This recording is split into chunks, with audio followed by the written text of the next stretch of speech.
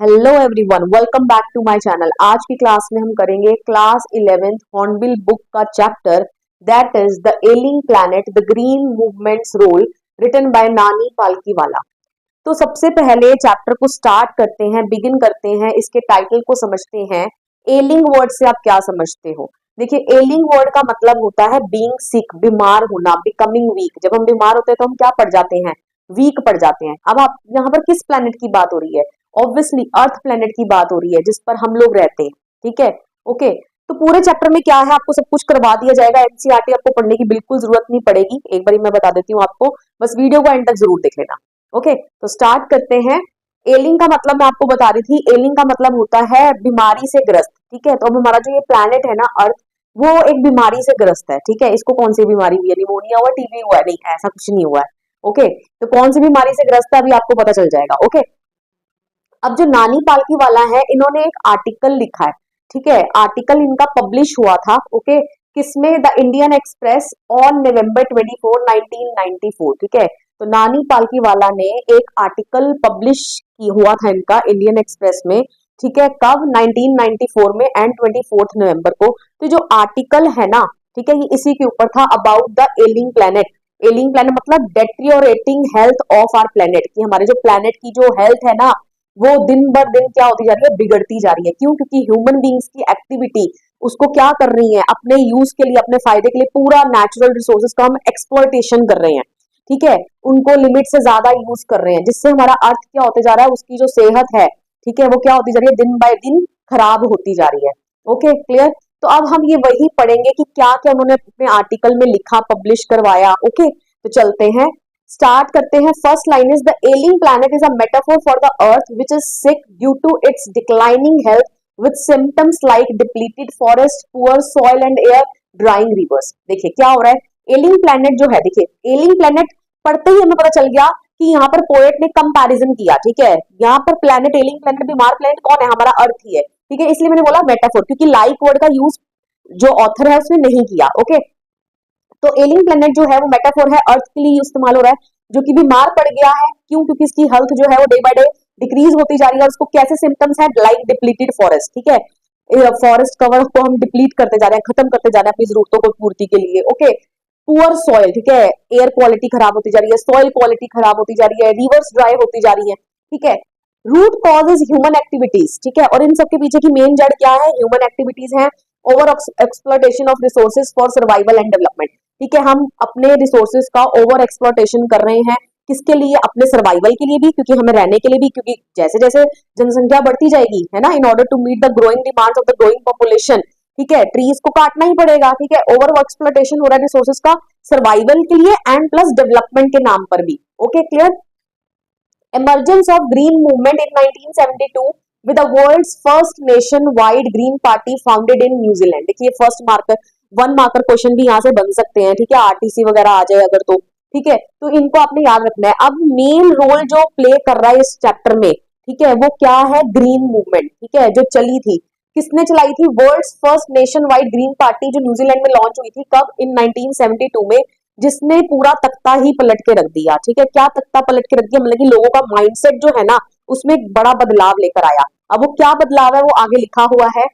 Help in shifting our view from the mechanistic to a holistic means a change in perspective from seeing the earth as a machine to be exploited to recognising it as a living interconnected organism that needs care and prevention. देखिए कितना अच्छा लिखा हुआ है यहाँ पे। इसी तरीके से आप अपने पेपर में लिखा ना, आपको पूरे नंबर मिल जाएंगे। क्या बोला जा रहा है कि ये जो ग्रीन मूवमेंट चली, ठीक है, 1972 में, इसने पूरा जो हमारा जो सोच थी ना, पर्सपेक्टिव था, उसको बदल के रख दिया। क्या? पहले हम अर्थ को सिर्फ मैकेनिस्टिक मान रहे थे। मैकेनिस्टिक मतलब एक मशीन मान रहे थे। ये अर्थ एक ऐसी मशीन है जिससे हम अपनी जरूरतों को पूर्ति के लिए जो भी हमें रॉ मटेरियल चाहिए, बस हम उसका इस्तेमाल करते रहे करते रहे करते रहे। ठीक है, हम उसको एक मशीन मान रहे थे।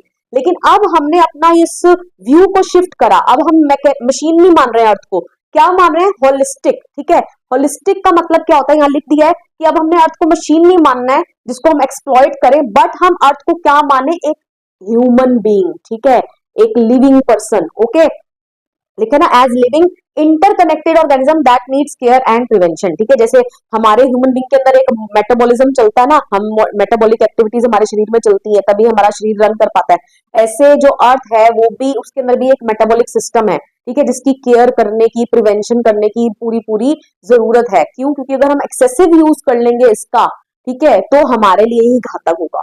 Okay, clear? तो सारी चीजें क्या है, आपस में इंटरकनेक्टेड है।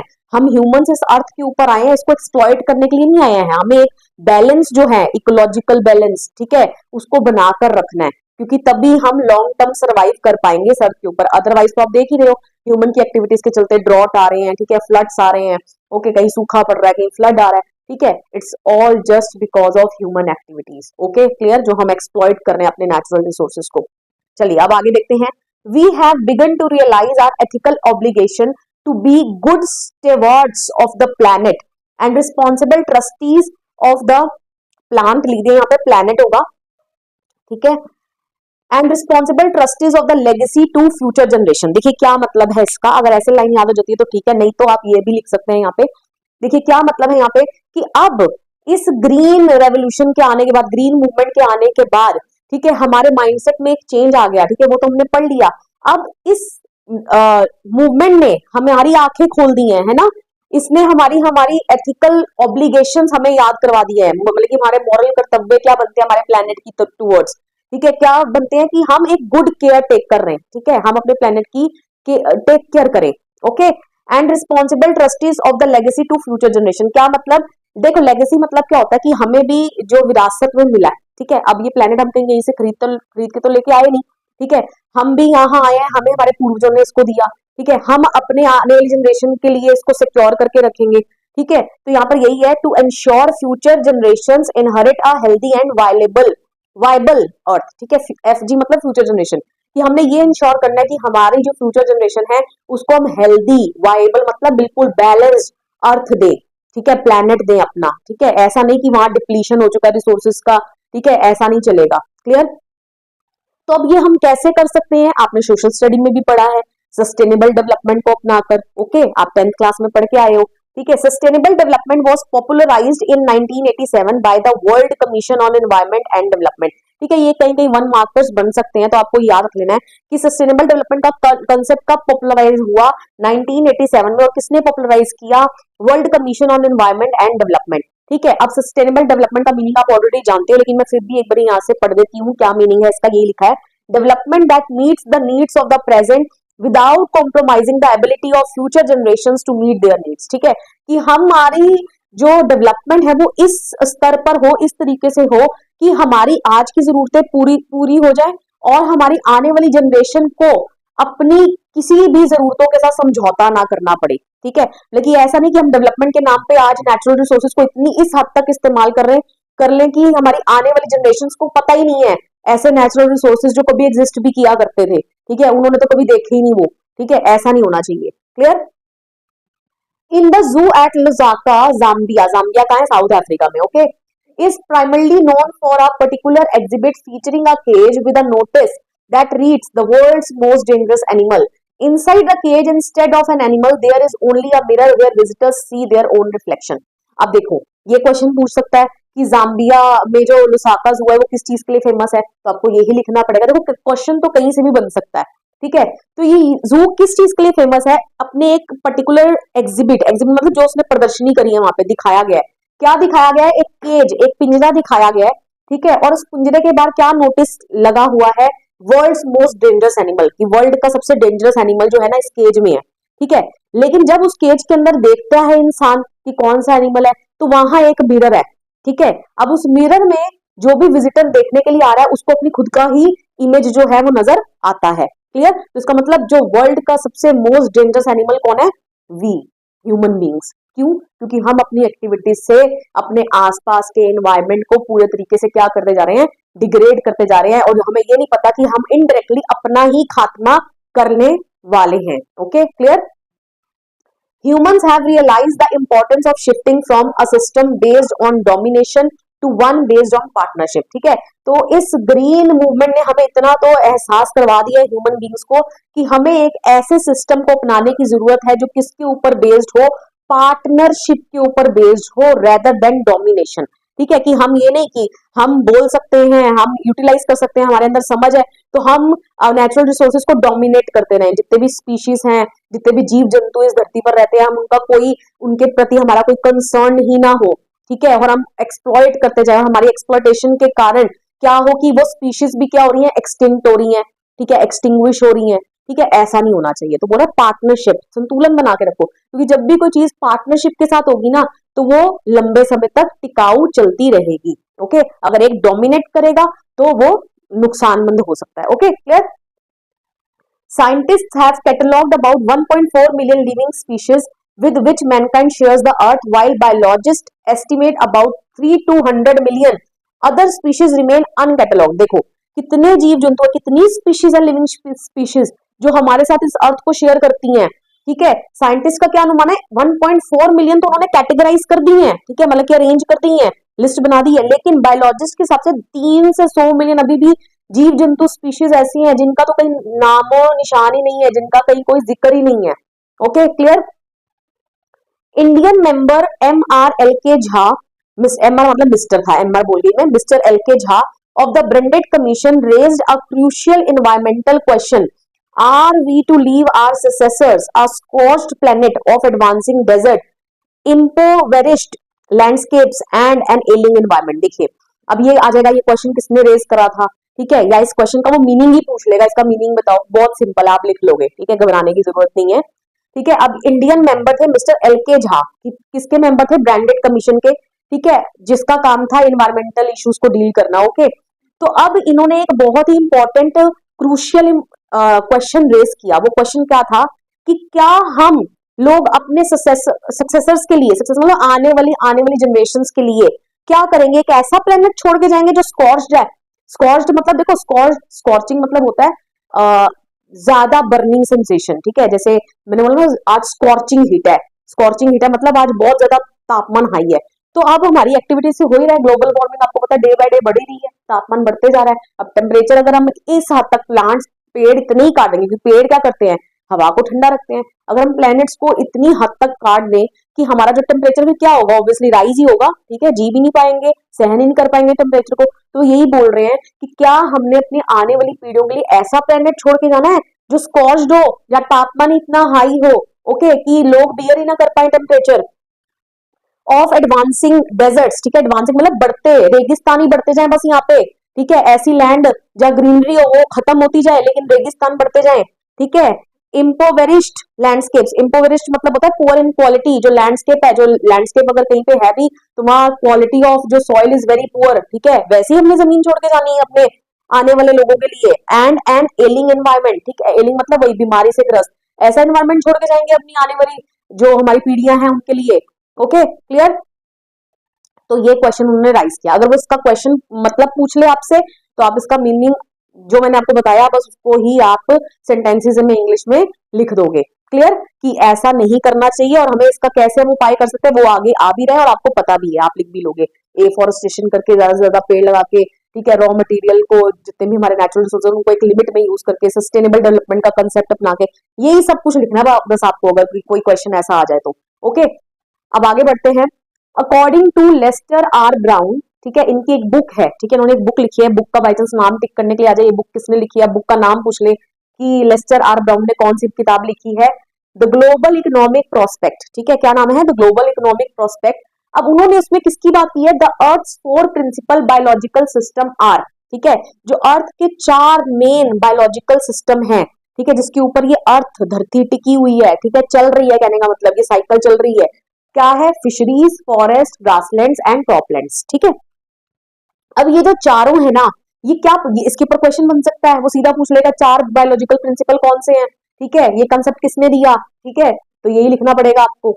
अब they provide raw material for industries, अब ये क्या करते हैं, चारों के चारों ये रॉ मटेरियल प्रोवाइड करते हैं इंडस्ट्रीज को। Okay, their productivity is being impaired by human demand reaching an unsustainable level. देखो क्या मतलब है लाइन का, ब्रेक करके समझोगे तो बहुत इजीली समझ में आएगा कि इनकी जो प्रोडक्टिविटी है, मतलब कि जो फिशरीज जो उत्पादन कर रहे हैं, जो फॉरेस्ट उत्पादन कर रहे हैं, जो ग्रासलैंड का जो हमें चीजें दे रही हैं रॉ मटेरियल, जो क्रॉपलैंड्स हमें दे रही हैं उत्पादन करके, प्रोडक्टिविटी करके, उसको इम्पेयर मतलब उसको हम बंजर बनाते जा रहे हैं। ठीक है, कैसे? बाय ह्यूमन डिमांड, ठीक है, क्योंकि ह्यूमन डिमांड जो है ना वो एक अनसस्टेनेबल लेवल तक पहुंच गई है। कहने वाला पॉपुलेशन इतनी बढ़ गई, डिमांड इतनी हो गई है कि इन ये जो चारों हमें प्रोड्यूस करके दे रहे हैं ना वो कहीं ना कहीं कम पड़ते जा रहा है। Okay clear? अब क्या क्या देते हैं हमें, ये लिख लो। फिशरीज क्या प्रोवाइड करती है? फूड, ठीक है, and are being depleted by overfishing. इसको हम कैसे डिप्लीट कर रहे हैं? ओवरफिशिंग करके, particularly in protein conscious areas, ठीक है, वो यही बोल रहा है कि प्रोटीन कॉन्शियस लोग इतने होते जा रहे हैं कि प्रोटीन ज्यादा किसमें मिलता है? फिश में मिलता है ना, बस फिश को ही क्या करते रहो? डिप्लीट, उसको एक्सेसिव यूटिलाइजेशन करते रहो। ओके, फॉरेस्ट क्या देते हैं हमें? प्रोवाइड रॉ मटेरियल, वो तो आपको पता ही है क्या क्या रॉ मटेरियल देते हैं हमें, ठीक है, and are being cleared for firewood. किसके लिए उसको काटा जाता है? फायरवुड के लिए। सेवरल स्पीशीज फेस एक्सटिंक्शन, ठीक है। अब ये देखो, फॉरेस्ट को काटोगे फायरवुड के लिए या रॉ मटेरियल के लिए, तो उससे क्या होगा? जो स्पीशीज हैं, जो जीव जंतु उस फॉरेस्ट में रहते हैं, आप उसके भी तो होम को क्या कर रहे हो? डिस्टर्ब कर रहे हो, ठीक है। तो यही इसीलिए यहाँ लिखा है सेवरल स्पीशीज फेस एक्सटिंक्शन। क्या डाटा दिया आपकी बुक में? 40 to 50 million acres of forest are being eroded every year, कि 40 से 50 मिलियन एकर्स जो फॉरेस्ट हैं उसको हर साल क्या कर दिया जाता है? इरोड कर दिया जाता है, मतलब कि नष्ट कर दिए जाते हैं, ठीक है। इतना डाटा गिवन है। वी आर लूजिंग 1.5 एकड़ ऑफ फॉरेस्ट पर सेकेंड। ये किसने बोला है कि हम एक सेकेंड में कितना फॉरेस्ट खो रहे हैं, कितनी फॉरेस्ट लैंड खो रहे हैं? 1.5 एकड़। ओके, तो पहले इन्होंने बुक में क्या लिखा था? जेम्स पेथ ने बोला है, ये कौन है? President of world resources institute. Okay, मैंने यहाँ शॉर्ट में लिख दिया है, ठीक है, जेम्स पेथ ने बोला है ये। ओके, तो पहले इन्होंने क्या बोला था कि हम फॉरेस्ट को किस पर सेकंड कितना लूज कर रहे हैं? 1 एकड़, ठीक है। और नेक्स्ट लाइन में बोलते हैं कि ये किस स्पीड से बढ़ते जा रहा है? अब 1.5 एकड़। Okay clear? अब ग्रासलैंड्स क्या है? ग्रासलैंड तो आपको पता ही है।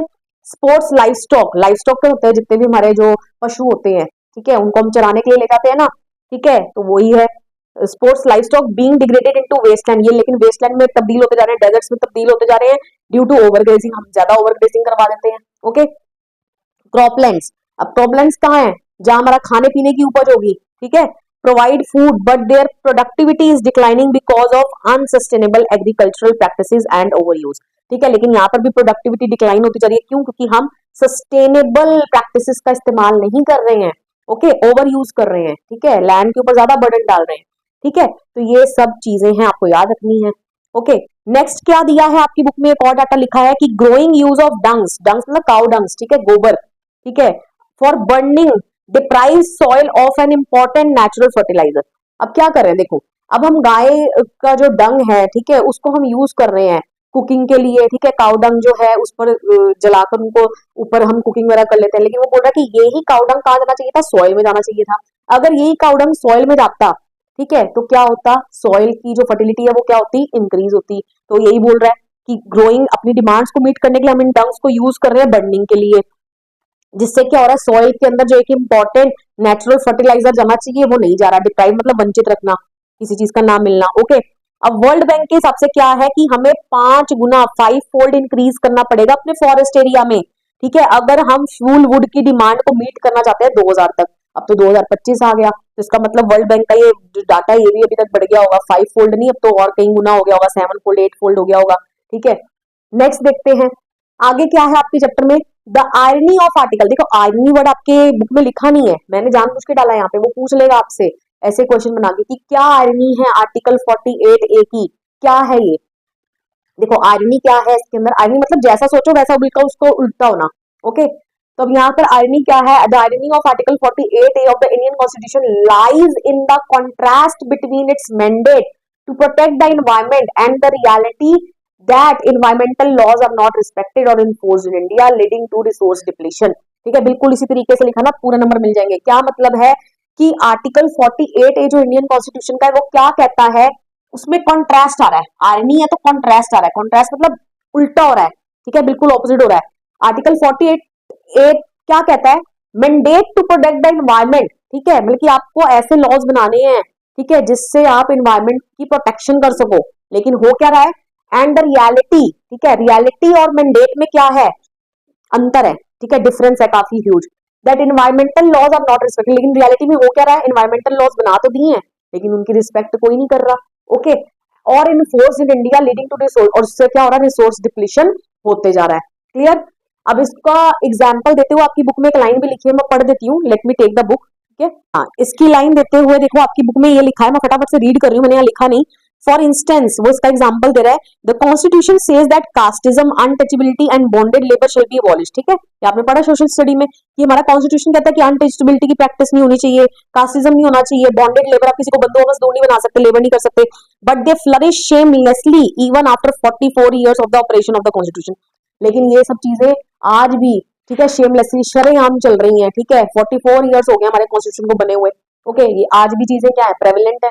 Okay, clear.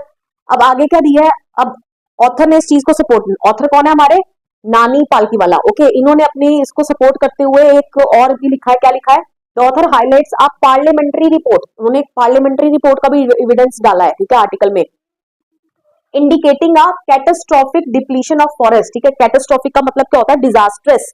ठीक है, बहुत डिजास्ट्रस डिप्लीशन हो रहा है फॉरेस्ट का, significantly higher than official figures, मतलब कि ऑफिशियल फिगर्स क्या है, 3.7 मिलियन एकड़ ईयर, मतलब कि इतना फॉरेस्ट हम खो रहे हैं। ठीक है, हर साल, ये तो पार्लियामेंट्री रिपोर्ट है, लेकिन असलियत क्या है, इस आंकड़े से कहीं ज्यादा फॉरेस्ट हम हर साल खो रहे हैं। Okay, demonstrating that the law exist in black and white, जिससे हमें यही पता है सिर्फ लॉज क्या है, किताबों में लिखने के लिए black and white. Okay, Panna white होता है, ब्लैक स्याही से लिख दिए। Okay, but it effectively ignored, लेकिन उनको इफेक्टिवनेस उनकी जो है उनको इम्प्लीमेंट नहीं किया जा रहा, उनको यूज में लेकर नहीं आ रहा, प्रैक्टिस में लेकर आया नहीं जा रहा। ओके, अब ये कुछ और भी लिखा आपकी बुक में, 3 ईयर स्टडी की गई सैटेलाइट्स के द्वारा, एरियल फोटोग्राफी के द्वारा। एरियल फोटोग्राफी क्या होती है, वही एयर में से ऊपर से जाके नीचे की फोटो लेते हैं। ओके, जिसमें क्या किसने करी थी ये, बाय यूनाइटेड नेशंस। ठीक है, इन्होंने करी थी ये 3 साल की स्टडी। अब इन्होंने उसमें क्या रिपोर्ट दी कि 88 कंट्रीज जो है ना वो क्रिटिकल कंडीशन में है। क्रिटिकल कंडीशन में कहने का मतलब वो ट्रीलेस हो जाएंगी बहुत जल्दी। ठीक है, उन एक पेड़ का नामो निशान नहीं रहेगा। अब आप खुद सोच लो, अगर पेड़ नहीं रहेंगे तो फिर ह्यूमन बींग्स वहां कैसे रहेंगे, कैसे सर्वाइव करेंगे। ओके, अब नेक्स्ट देखते हैं ग्रोथ ऑफ पॉपुलेशन। देखिए यहाँ से भी क्वेश्चन बनता है, चैप्टर बहुत ही इंपॉर्टेंट है, क्वेश्चन कहीं से भी बन सकता है। ठीक है, तो ग्रोथ ऑफ पॉपुलेशन, अब देखो ये सारी समस्या का समाधान क्या है, समाधान यही है कि पॉपुलेशन को कंट्रोल करो, क्योंकि जब पॉपुलेशन कंट्रोल होगी तो क्या होगा कि जो हमारी डिमांड बढ़ती जा रही है हर साल, उसमें इतनी डिमांड जो बढ़ रही है उतनी नहीं बढ़ेगी। Okay, clear. तो population, growth of population one of the strongest factor है in distorting the future of human society, factors in distorting the future of human society. देखो डिस्टॉर्टिंग का मतलब क्या होता है, डिफॉर्म करना। ठीक है, जो हम ये जो ह्यूमन सोसाइटी है उसको डिफॉर्म, उसकी एक अलग ही शेप देते जा रहे हैं ना। ठीक है, तो उसको ठीक करने में क्या सबसे स्ट्रॉन्गेस्ट फैक्टर कौन है, ग्रोथ ऑफ पॉपुलेशन। ठीक है, अगर हम इस ग्रोथ ऑफ पॉपुलेशन को कंट्रोल कर लेना, ठीक है, तो कई चीजें हमारी कई हद तक सुधर जाएंगी। अब कैसे, ग्रोथ ऑफ पॉपुलेशन कैसे चीजों को डिफॉर्म कर रही है, डिफॉर्म कर रही है मतलब डिस्टॉर्ट कर रही है, मतलब बिगाड़ रही है। ठीक है, स्ट्रेन ऑन रिसोर्सेज, जितनी ज्यादा पॉपुलेशन होगी रिसोर्सेज के ऊपर उतना ज्यादा स्ट्रेन पड़ेगा।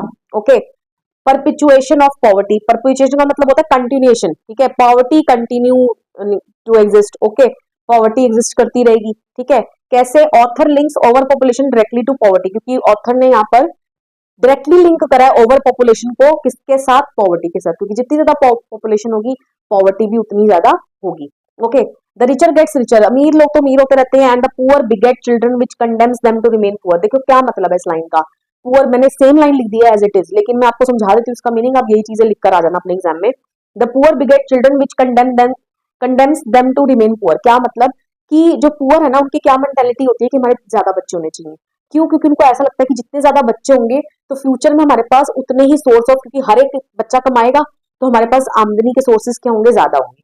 लेकिन वो ये नहीं जानते, उनकी मेंटालिटी पुअर रह जाती है, वो ये नहीं जानते कि जितने ज्यादा बच्चे होंगे तो उनके पास पैसे उनकी एजुकेशन पर स्पेंड करने के लिए वो कम होंगे। ओके, अगर यही कम बच्चे होते तो वो उनकी एजुकेशन पर अच्छा स्पेंड कर पाएंगे। ज्यादा बच्चे होंगे, उनके लाइफस्टाइल जो है, उनको इतना हाई स्टैंडर्ड ऑफ लाइफस्टाइल वो नहीं दे पाएंगे। ठीक है, उनकी हेल्थ पर इतना नहीं ध्यान दे पाएंगे, खर्चा कर पाएंगे। यही जितने अगर वो कम बच्चे होते ना तो उन पर ज्यादा अच्छे से ध्यान दे लेते।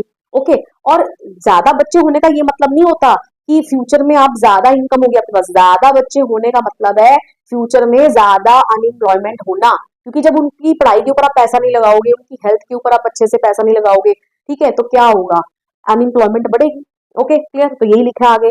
मोर चिल्ड्रन का मतलब है मोर पीपल विदाउट वर्क। ठीक है, ये समझाने की जरूरत है पुअर हेल्थ कंडीशन रहेंगी, लोअर क्वालिटी ऑफ लाइफ रहेगा, ये समझाने की जरूरत है। Okay, fertility falls as income rise, देखो क्या मतलब है इस फ्रेज का, fertility falls as income rise, कि जो रिच लोग है ना वो ये चीज अपनाते हैं, fertility falls as income rise, क्या मतलब ये रिच लोग अपनाते हैं, ठीक है। क्या मतलब, क्योंकि रिच लोग क्या है, पढ़े लिखे होते हैं, ठीक है, समझदार होते हैं, उनको पता होता है कि हाँ अगर वो इनकम लेवल उनका राइज है ना, तो वो ये नहीं करते कि अगर हमारी इनकम ज्यादा है तो हम बच्चे भी 10-15 ही कर लें, ठीक है, 5-6 ही कर लें, नहीं, बच्चे सिर्फ 2 ही रहने चाहिए। क्यों? क्योंकि कम बच्चे होंगे तो हम उनको अच्छी एजुकेशन दे पाएंगे, ठीक है, अच्छा उनको हेल्थ दे पाएंगे, लेकिन हर एक चीज उनको अच्छी प्रोवाइड करा पाएंगे, ठीक है, clear. Development is the best contraceptive, development क्या है, बेस्ट कॉन्ट्रासेप्टिव है, कॉन्ट्रासेप्टिव मतलब कि इस चीज का हल, ठीक है, इस चीज का हल यही फैमिली प्लानिंग, ठीक है, पॉपुलेशन कंट्रोल करना, डेवलपमेंट। अब किस चीज की डेवलपमेंट, डेवलपमेंट किस चीज में करें, एजुकेशन सेक्टर में, क्योंकि ज्यादा से ज्यादा लोगों को एजुकेशन के थ्रू इस चीज के बारे में नॉलेज दो, ठीक है, कि फैमिली प्लानिंग करना कितना ज्यादा इंपॉर्टेंट है, ठीक है, क्लियर। इनकम लेवल, कि कैसे अपनी इनकम को आप मैनेज कर सकते हो फिर, ठीक है, विमेन की एजुकेशन के ऊपर स्ट्रेस दो, okay. Voluntary voluntary family planning, ठीक है, वॉलंटरी फैमिली प्लानिंग होनी चाहिए, क्या बोल रही हूँ मैं भी, अटक न्यूज, ठीक है, फंबल कर रही हूँ मैं भी, वॉलंटरी फैमिली प्लानिंग, ठीक है, ये होनी चाहिए, ओके, क्लियर। नेक्स्ट, इंडिया की पॉपुलेशन का कुछ साइज दिया नेक्स्ट, कि इंडिया की अकेले पॉपुलेशन कितनी है, 920 मिलियन है, जो कि अफ्रीका और साउथ अमेरिका की पॉपुलेशन को आप समअप कर लो तो उससे भी कहीं ज्यादा है, ठीक है, कहीं गुना ज्यादा है, ओके।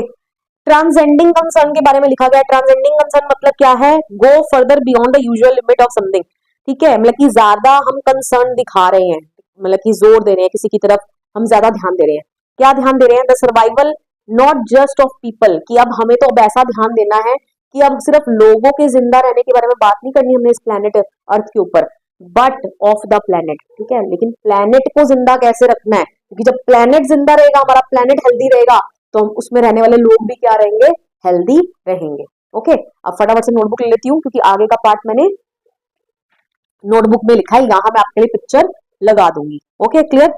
तो humans have entered into an era of responsibility, अब ऑथर क्या कह रहा है कि ह्यूमंस अब किस एरा में एंटर कर गए हैं, किस युग में एंटर कर गए हैं, era of responsibility, means instead of seeing environmental problems as a sign of doom, people now recognize them as a passport to a future where sustainable practices are a priority for survival।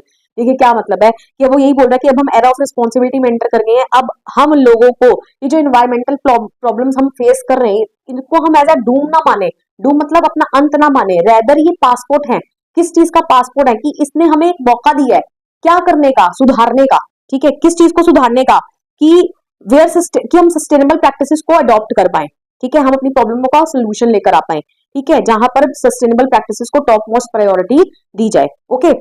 It shifted our focus to a new holistic ecological view of the world where human survival is linked to the planet's health, not just dissociated parts, ठीक है। तो इस era of responsibility ने हमारे focus को shift कर दिया है, ये हम पहले भी कर चुके हैं, कि हमारा फोकस अब किसकी तरफ शिफ्ट हो गया, holistic ecological view of the world, ठीक है, ecological view of the world मतलब क्या है, कि ह्यूमन सर्वाइवल को अब किसके साथ लिंक कर दिया गया है, प्लेनेट की हेल्थ के साथ, ठीक है, कि अगर प्लेनेट की हेल्थ ठीक रहेगी तो आप लोग भी अच्छे से सर्वाइव कर पाओगे, ठीक है, नॉट जस्ट डिसोसिएटेड पार्ट्स, ठीक है, डिसोसिएटेड पार्ट्स मतलब ये नहीं, क्योंकि अब पूरा प्लेनेट अर्थ में तो अलग अलग कंट्रीज हैं, अब एक कंट्री बोलेगी नहीं हम तो सिर्फ अपने अपने यहाँ का ध्यान देंगे, दूसरी कंट्रीज आपस में लड़ रही हैं, ठीक है, हम तो अपने अपने एरिया का देखेंगे, ठीक है, ध्यान रखेंगे कि यहाँ फॉरेस्ट कवर करना, बाकी कहीं हो रहा तो होता है, लेकिन बोल रहा ऐसा नहीं चलेगा, ठीक है, सबको मिलजुल के इंटरकनेक्टेड एफर्ट होना चाहिए, ठीक है, क्लियर, खंड में विभाजन नहीं करना हमें, ओके।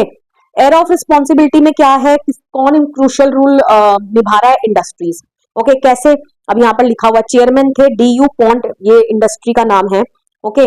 कौन है chairman, mister Edgar S Woolard, ठीक है, इन्होंने क्या बोला, he said our continued existence as a leading manufacturer requires that we excel in environmental performance, okay. इन्होंने अपने आप को डिक्लेयर कर दिया, क्या डिक्लेयर कर दिया, कंपनी का चीफ इन्वायरमेंटल ऑफिसर, ठीक है, मतलब कि as a being you know इतनी बड़ी इंडस्ट्री जो ये चला रहे थे DU पॉन्ट, ठीक है, तो उसके चेयरमैन थे, तो इन्होंने अपने आप को क्या घोषित कर दिया, उस कंपनी का चीफ इन्वायरमेंटल ऑफिसर, ठीक है, कि ये नहीं कि मैं इंडस्ट्री चला रहा हूँ तो मेरा सिर्फ यही मोटिव रहना चाहिए कि बस मैं कैसे ज्यादा से ज्यादा पैसा अर्न करूँ, नहीं, अगर पॉपुलर मेरा इन्वायरमेंटल कंसर्न भी रहना चाहिए कि मैंने कैसे इन्वायरमेंट को क्या करना, बचाना है, ठीक है, ऐसे मेथड्स को अपनाना, जैसे पानी को बिना ट्रीट करे रिवर्स में नहीं छोड़ देना, ठीक है, स्मोक को बिना ट्रीट करे हवा में नहीं छोड़ देना, ठीक है, तो मेरा एनवायरमेंटल कंसर्न भी रहना चाहिए। Okay clear. अब नेक्स्ट ये लाइन किसने बोली है, मैंने ऊपर लिख दिया है, no generation has a freehold on this earth, all we have is a life tendency with a full repairing lease. ठीक है, ये किसने बोली है लाइन, मार्गरेट थैचर ने। ओके, अब ये लाइन आपको दे देगा पेपर में, वो बोल देगा इसका मीनिंग एक्सप्लेन करो। देखो मैंने लिख दिया इसका meaning, it means no generation has a permanent right on this earth. ठीक है, इसका मतलब किसी भी जनरेशन का इस अर्थ के ऊपर परमानेंट क्लेम नहीं कर सकती कि मैं इसका पूरा हकदार हूँ। ठीक है, परमानेंट निवासी हूँ, नहीं। ठीक है, we are temporary caretakers of this planet, हम इस प्लेनेट के क्या है, टेम्परेरी केयर टेकर्स है। क्यों, क्योंकि हम मर जाएंगे, हमारे से पहले हमारी पहले वाली जो हमारे लोग थे, ठीक है, एंसेस्टर्स है, वो संभाल रहे थे इसको, अब हम आ गए, अब हमारे बाद हम मर जाएंगे तो हमारी आने वाली जनरेशन इसको संभालेगी। ठीक है, we are just temporary caretakers. Okay, and will have a chance to look after it till we survive. ठीक है, हमें तब तक ही चांस मिल रहा है इसकी देख रेख करने का जब तक हम जिंदा है। Okay, like a tenant is obliged to return property in the same state they received it, similarly we are also obliged to pass it to our future generation the way we received it. Okay, जैसे एक किराएदार होता है ना, किराएदार अपने मकान मालिक को घर, बिल्कुल ये नहीं किराएदार हो आप तो गंदा वंदा करके घर 2 साल यूज करके 1 साल यूज करके, ठीक है, बेकार सी स्टेट में, रूइंड स्टेट में उसको वापस कर दो मकान मालिक को, नहीं ऐसा नहीं होता। ठीक है, वो ना किराएदार हो, आपको भी ढंग से रहना है। ठीक है, उसको मेंटेन करके रखना है। ओके, तो जैसे किराएदार घर को मेंटेन करके रखेगा, जब वो वापस देगा, ठीक है, अपने मकान मालिक को, तो इन द सेम है ना, जब हमने भी अपनी फ्यूचर जनरेशन के लिए इसको संभाल के रखना है। ओके, हमें इसको अच्छी गुड स्टेट में देना अपनी फ्यूचर जनरेशन को, कहने का मतलब सस्टेनेबल डेवलपमेंट करनी है। और देखो ज्यादा मार्किंग के लिए आएगा तो सस्टेनेबल डेवलपमेंट वगैरह वो सब कुछ आप लिख कर आ जाओगे कि कैसे कर सकते हैं हम ये सस्टेनेबल डेवलपमेंट को अपनाकर। ठीक है, इन सबका ओवर एक्सप्लोटेशन ना कर करके 4 बायोलॉजिकल प्रिंसिपल डाल देना। ठीक है, मैं आपको सब बता रही हूँ किस तरीके से अपने आंसर को फ्रेम करना है। ओके, नेक्स्ट अब एक और लाइन लिखी है, we have not inherited this earth from our forefathers. ठीक है, हमने इस अर्थ को इनहेरिट, लेकिन हमें विरासत में नहीं मिला हमारे फोरफादर से, हमने ये सोचना कि we have borrowed it from our children, कि हमने आने वाली जो पीढ़ी है ना, हमने उनसे इस अर्थ को किराए पर लिया है। ऐसा क्यों बोला, देखो बहुत अच्छी लाइन बोली है, किसने बोली है, मिस्टर लेस्टर ब्राउन ने। ठीक है, अब ये लेस्टर ब्राउन यही है, ठीक है, जिन्होंने वो बुक लिखी थी द ग्लोबल इकोनॉमिक प्रोस्पेक्ट। ठीक है, जिन्होंने ये 4 बायोलॉजिकल प्रिंसिपल दिए थे, सिस्टम दिए थे। ओके, अब इन्होंने ये लाइन क्यों लिखी है, इस लाइन का क्या मतलब है, ये क्वेश्चन दे देगा। ठीक है, क्या मतलब है इस लाइन का, means we are temporary custodians of earth. ठीक है, हम इस अर्थ के क्या है, टेम्परेरी कस्टडियंस है। Okay, and not it's permanent honours. ठीक है, मिलता जुलता है पिछले वाले से, इतनी लाइन तो आनी आनी है। ठीक है, हम इसके परमानेंट ऑनर्स नहीं है, and have responsibility to protect it for future generation, और हमारा एक कर्तव्य बनता है कि हम आने वाली फ्यूचर जनरेशन के लिए इसकी प्रोटेक्शन करें। Okay, like borrower is obliged to return back the borrowed article to the lender in a good state. ठीक है, जिस तरीके से बोरोवर मतलब लेंडर मतलब जिसने उधार दिया, बोरोवर मतलब जिसने उधार लिया, तो हम बोरोवर है। ठीक है, हमने इसको उधार पे लिया है। ठीक है, किससे लिया, अपने आने वाली जनरेशन से।